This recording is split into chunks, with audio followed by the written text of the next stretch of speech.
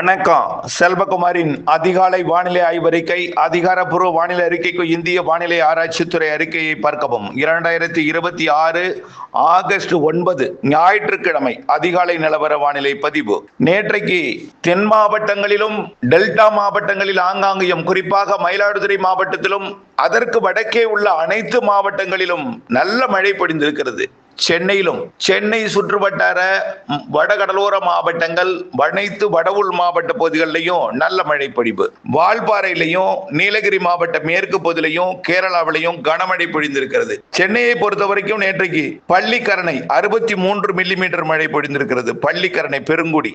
மேலும் பள்ளிக்கரணையில மேலும் ஒரு பகுதி 51 millimetre, Medavakkam 50 millimetre, Raja Annamalaipuram 40 millimetre, Adyar 37 millimetre, Okkiyam Thoraipakkam 29 millimetre, Kannagi Nagar 27 millimetre, Sholinganallur 26 millimetre, Anna Nagar மேற்கு 25 millimetre, Korattur 24 millimetre, Nungambakkam 22 millimetre, Vadapalani 22 millimetre, Aminjikarai 21 millimetre, Injambakkam 21 millimetre, Madipakkam 20 millimetre, Kathivakkam 20 millimetre, Ambattur 19 millimetre, மேலும் Neelankarai 17 millimetre, Ennore 15 millimetre, basin bridge 16 millimetre, Madhavaram 15 millimetre, ice house 14 millimetre, Saligramam 13 millimetre, Perambur 13 millimetre, Manali new town 12 millimetre, Wimco Nagar 11 millimetre.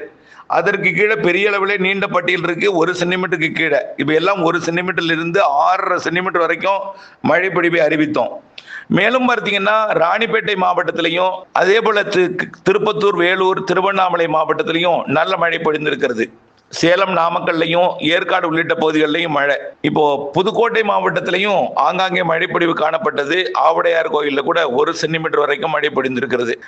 Ranipet மாவட்டத்தை பார்த்தீங்கன்னா அம்மூர், அதாவது Walajah railway station 40 millimetre மழை, Walajah 38 millimetre, Arcot 34 millimetre, Panapakkam 23 millimetre, Ranipet 22 millimetre, Kalavai PWD 22 millimetre, Sholinghur 16 millimetre, Kaveripakkam 15 millimetre, மேலும் அரக்கோணம் இதெல்லாம் மின்னெல்லாம் மழை தான், நல்ல மழை பொழிவு கொடுத்திருக்கு. சேலம், ஏற்காடு 11 மில்லிமீட்டர், கரியகோவில் அணை 11 மில்லிமீட்டர் மழை. இன்னும் வாழப்பாடி, ஆனைமடு அணை, சேலம் மழை தான். இன்னும் பார்த்தீங்கன்னா சிவகங்கை மாவட்டம் காரைக்குடி 30 மில்லிமீட்டர் மழை பொழிந்திருக்கிறது. சிவகங்கை, மானாமதுரை, இளையான்குடி, திருப்பத்தூர் மற்றும் காளையார் கோவில் இதெல்லாம் மழைப்பொழிவு இருந்தது. மேலும் பார்த்தீங்கன்னா விருதுநகர் தூத்துக்குடி மாவட்டத்தோட அருப்புக்கோட்டை, சரி மன்னிக்கவும், விருதுநகர் மாவட்டத்தோட அருப்புக்கோட்டை, விருதுநகர் மாவட்டத்தோட கிழக்கு பகுதி, அங்கேயும் 15 மில்லிமீட்டர் மழை பொழிந்திருக்கிறது. நேற்றைய மழைப்பொழிவு இப்படி அமைய டெல்டாவில் மயிலாடுதுறை மழைப்பொழிவு நன்றாகவே இருந்துச்சு. அதெல்லாம் இன்னும் அறிக்கையில கிடைக்கப்பெறவில்லை. கடலூர் மாவட்டத்திலும் நல்ல மழை பொழிந்திருக்கிறது. ஒதுக்குதலுடன் இருந்தாலும் கிராமப்புறங்கள்ல நல்ல மழைப்பொழிவு கொடுத்திருக்கிறது. அதே போல இன்றைய மழைப்பொழிவு பார்த்தீங்கன்னா, மழைப்பொழிவு எப்பொழுதுமே இந்த 12ஆம் தேதி வரை தான் நாம மழை எதிர்பார்த்திருந்தோம். அதுக்கப்புறம் கொஞ்சம் மழையோட தீவிரம் குறையும்னு சொல்லியிருந்தோம். ஆனால் மழையோட தீவிரம் சற்றுதான் குறையும் போல் இருக்கு. அதனால மழை இருந்து கொண்டே இருக்கும், ஒதுக்கி இருக்கும், எல்லா மாவட்டங்களுக்குமே இருக்கும். எந்த இடத்துல எப்ப பெய்யும் சொல்ல முடியாது. ஆக இன்றைய மழைப்பொழிவு பொறுத்த வரைக்கும் பெரும்பாலான மாவட்டங்களுக்கு இருக்கு. சென்னையை பொறுத்த வரைக்கும் தினசரி உண்டு. இன்னைக்கு தருமபுரி, சேலம், அதே போல எல்லா மாவட்டங்களுக்குங்க, எந்த மாவட்டம்னு சொல்றது இல்லை, மதுரை, விருதுநகர், ராமநாதபுரம், சிவகங்கை, புதுக்கோட்டை, டெல்டா மாவட்டங்கள்லையும் ஆங்காங்கே மழை வாய்ப்பு இருக்கு. விருதுநகர், தூத்துக்குடி மாவட்டத்தில் கூட இன்றைக்கு மழை வாய்ப்பு கிடைப்பதற்கு சாதகம் இருக்கிறது. நாளைய நாள்ல இன்னும் கொஞ்சம் கூடுதல் பரப்பாகி இருக்கும். நாளைக்கு திங்கட்கிழமை 10ஆம் தேதி இன்னும் கொஞ்சம் கூடுதல் பரப்புலதா தெரியுது.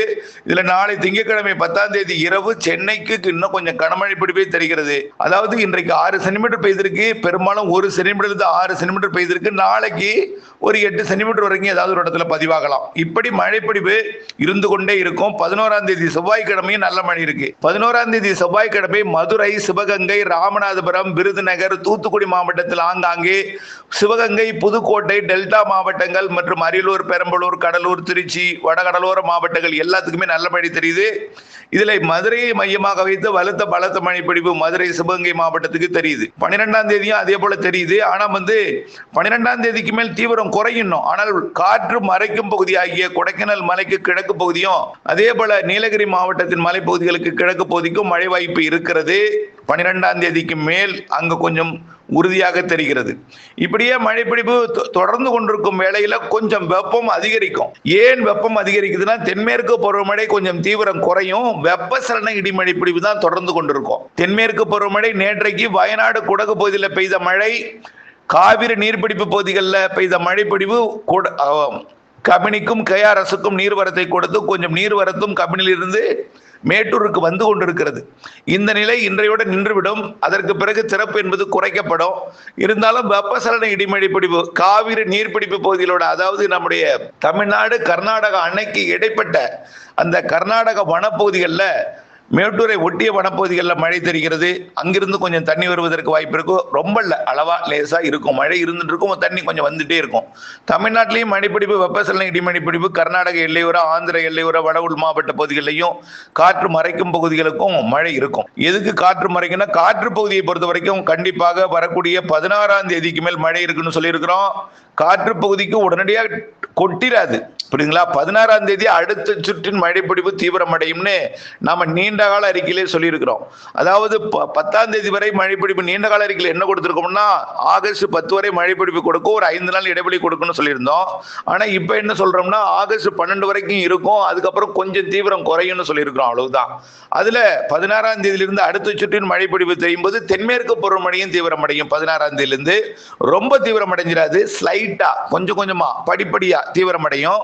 16ஆம் தேதியிலிருந்து தென்மேற்கு பருவமழை கொஞ்சம் பெய்ய தொடங்கும். 16ஆம் தேதி எப்படி பெய்யும்னா, வெப்பசலன மழையோட சேர்ந்த இடிமழையாக தென்மேற்கு பருவமழை இணைந்த மழையாக மேற்கு தொடர்ச்சி மலையில பெய்யும் பொழுது பொள்ளாச்சி தெற்கு அடுத்தது பாத்தீங்கன்னா, இந்த இப்ப 12ஆம் தேதியிலிருந்து ஒரு 5 நாள் இடைவெளி விடும். அப்போ இந்த தேங்காய் வெட்டுறது, கொப்பரை வெட்டி போடுறது, காய வைத்தல், உலர்த்தல் பணிகளை அங்க செய்யலாம்.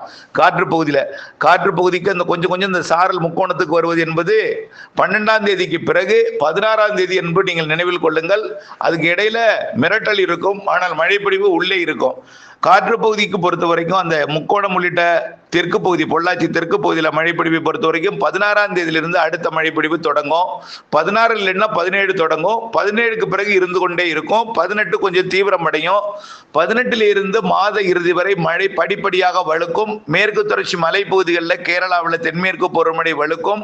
மாத இறுதி நாட்களில் தமிழ்நாட்டிலும் வெப்ப சலனத்துடன் கூடிய காற்று சுழற்சி மழை படிப்படியாக வலுப்பெறும் என்பதுதான் நம்முடைய நீண்டகால அறிக்கையும் கூட, இன்றைய வானிலை அறிக்கையும் கூட.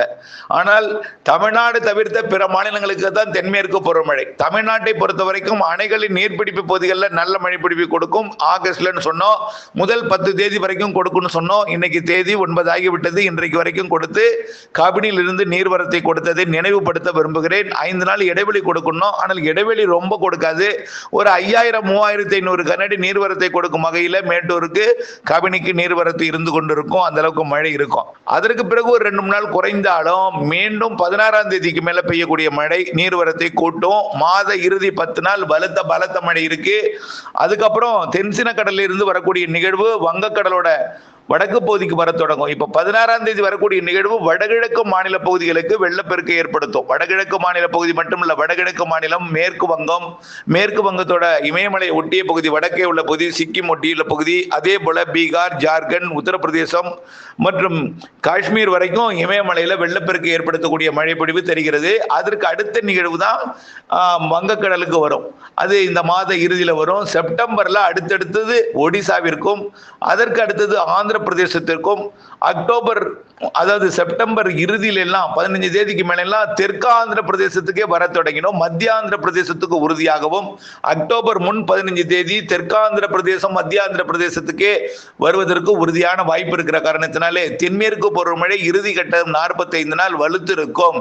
கண்டிப்பா ஜூன் ஜூலைல பெய்யக்கூடிய மழை ஆகஸ்டில் இருக்கக்கூடிய கொஞ்சம் பற்றாக்குறை எல்லாம் செப்டம்பர் அக்டோபர்ல முழுமையாக நிரப்பிவிடும் என்பதில் எந்த மாற்றமும் இல்லை. அக்டோபர் 18 வடகிழக்கு பருவமழை, செப்டம்பர் மாத ஒட்டுமொத்த 30 நாள் மற்றும் அக்டோபர் முன் 15 நாள், மொத்தம் 45 நாள் பெய்யக்கூடிய மழை உங்களுக்கு முழுமையாக திருப்தி கொடுக்கும். அப்பொழுது குறுவை அறுவடை செய்யக்கூடிய ஆழ்துளை கிணறுகள் மூலம் பாசன வசதி பெற்று நடவு பணி செய்திருக்கக்கூடிய, தற்பொழுது வளர்ந்து கொண்டிருக்கூடிய இந்த பயிர்களுக்கு அறுவடை பணிகளின் போது இடையூறு கொடுக்கும் மழைப்பொழிவு தெரிகிறது. இதை நீங்கள் நினைவில் கொள்ள வேண்டும். அதனால அறுவடை நேரத்தில் வானிலை அறிந்து திட்டமிட்ட அறுவடை என்பது வேண்டும். இதை நான் எதற்கு சொல்றேன்னா, எல்னினோ வறட்சி என்கின்ற பிடியில நீங்கள் ரொம்பவும் வனவேதனைப்பட்டு இருக்கீங்க.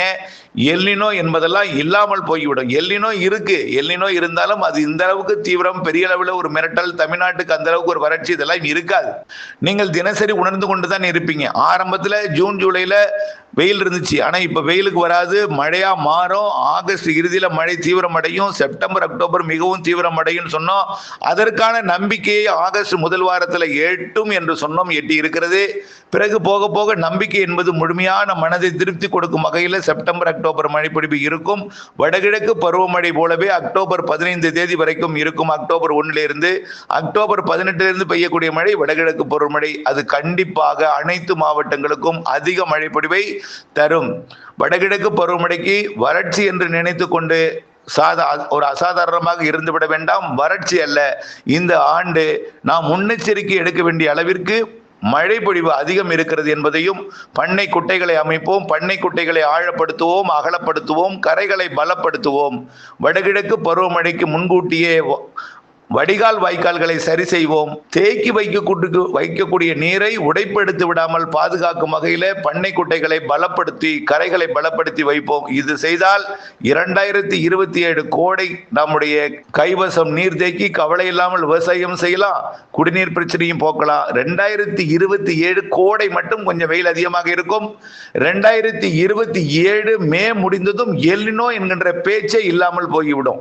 இப்பொழுது காட்டப்பட்டு கொண்டிருக்கூடிய இந்த மாயையான ஒரு படமெல்லாம் ஜூன் மாதம் 2027 காணாமல் போய்விடும். அது காணாமல் போய்விடும் என்று 2027 ஜனவரியில் இருந்து அறிக்கைகள் வர தொடங்கிடும்.